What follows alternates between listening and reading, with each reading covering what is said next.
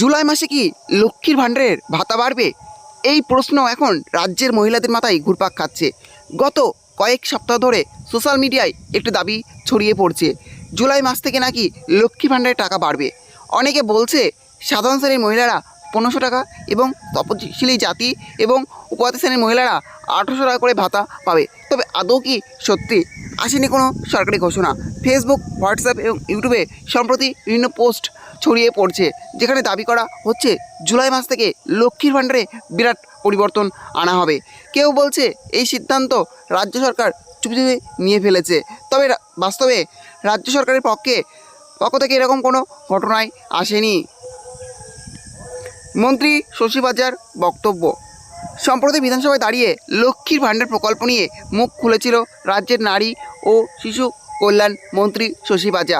তিনি বলেন, 2024 সালের 31 অক্টোবর পর্যন্ত লক্ষ্মী ভাণ্ডার প্রকল্পে নথিভুক্ত মহিলার সংখ্যা দাঁড়িয়ে 2,15,775 জন।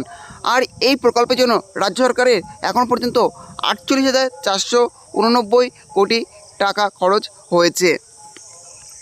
তিনি আরও জানান যে যাদের বয়স 60 বছরের বেশি তাদের স্বয়ংক্রিয়ভাবেই বার্ধক্য ভাতা প্রকল্পের সুবিধা দেওয়া হচ্ছে। তবে ভাতা বৃদ্ধি নিয়ে কিছু বলেননি মন্ত্রী।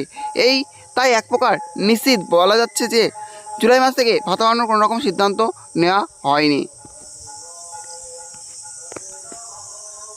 কাদের জন্য লক্ষ্মী ভাণ্ডার জানিয়ে রাখি, লক্ষ্মী ভাণ্ডার প্রকল্প মূলত 25 থেকে 60 বছর বয়সী মহিলাদের জন্য। এই প্রকল্প সাধারণ শ্রেণীর মহিলাদের 1000 টাকা এবং তপশিলি জাতি ও উপজাতি শ্রেণীর মহিলাদের 1200 টাকা করে ভাতা দেওয়া হয়। এই প্রকল্প চালু হওয়ার পর থেকে রাজ্যের বহু পরিবার উপকৃত হচ্ছে। বিশেষ করে রাজ্যের মহিলাদের আর্থিক সহায়তা দেওয়া হয় এই প্রকল্পের আওতায়। তাহলে বুঝলেন, লক্ষ্মী ভাণ্ডার প্রকল্পের টাকা বাড়তে চলেছে, কিন্তু এখন পর্যন্ত কিন্তু সেইভাবে কোনো অফিসিয়ালভাবে আপডেট আসেনি, অফিসিয়ালভাবে কোনো ঘোষণা হয়নি। কিন্তু শোনা যাচ্ছে যে বিধানসভা ভোটের আগেই লক্ষ্মী ভাণ্ডার প্রকল্পের টাকা বাড়বে এবং সেটা কত টাকা বাড়ে সেটা দেখার। যাই হোক, এই ছিল আজকের আপডেট। ভিডিওটি ভালো লাগলে অবশ্যই লাইক, শেয়ার এবং কমেন্ট করবেন এবং এই ধরনের নতুন ভিডিও ছড়িয়ে পাওয়ার জন্য চ্যানেলটা অবশ্যই সাবস্ক্রাইব করে রাখবেন।